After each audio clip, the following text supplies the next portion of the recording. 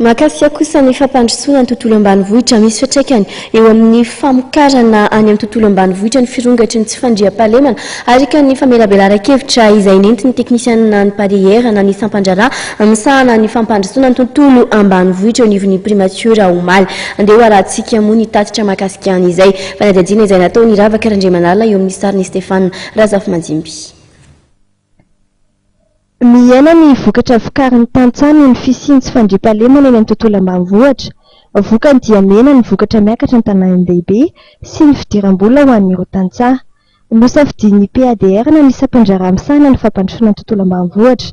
Manokana moa ny lohahevitra momba ny tsy fandriam-pahalemana eny amin'ny tontolo ambanivohitra androany teto amin'ny plan Anosy nandritra ny famelabelaran-kevitra fanaony isam-bolana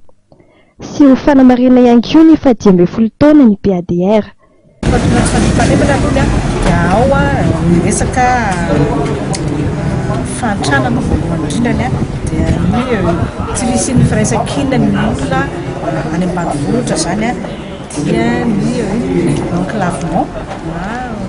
na fandikana zany amin'ny famadiasy hoe zareo zany tany lavitra indrindra zany naranakany dia ratsy zay ratsy tsy fampian'ny fitaovana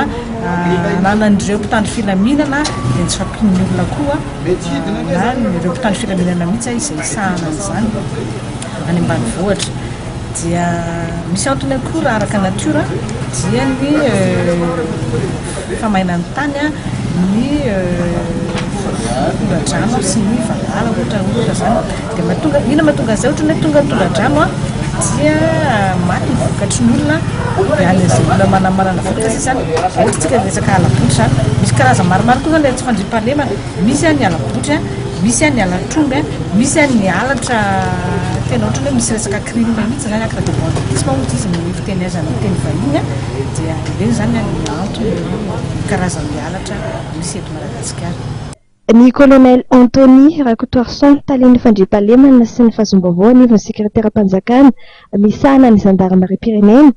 dia nanamafy tamin'ny famelabelaran-kevitra nataony fa lesika amin'ny fandriam-pahalemana ny tsy fisian'ny finiavana politika. Ilana ihany koa raha fanazavana nadiovana ny sehatra n'asa-panjakana any amin'ny tontolo ambanivohitra toy ny mpitandro filaminana ny mpitsabo ary ny solon-tena mpanjakana samihafa izay efa ela loatra ny asan'izy ireny eny an-toerana ka lasa milina amin'ny fisaraisana tsokombakomba amin'ny mpanao ratsy. Asosokevitra ny potra teto ihany koa moa raha ny fanazavana ny tokony anamafisana ny androm-pansipokon'olona sy ny fampiarana ireo dimy hifanarahan'ny fokon'olona ifotsiny entina miady amin'izay tsy fandriam-pahalemana izay.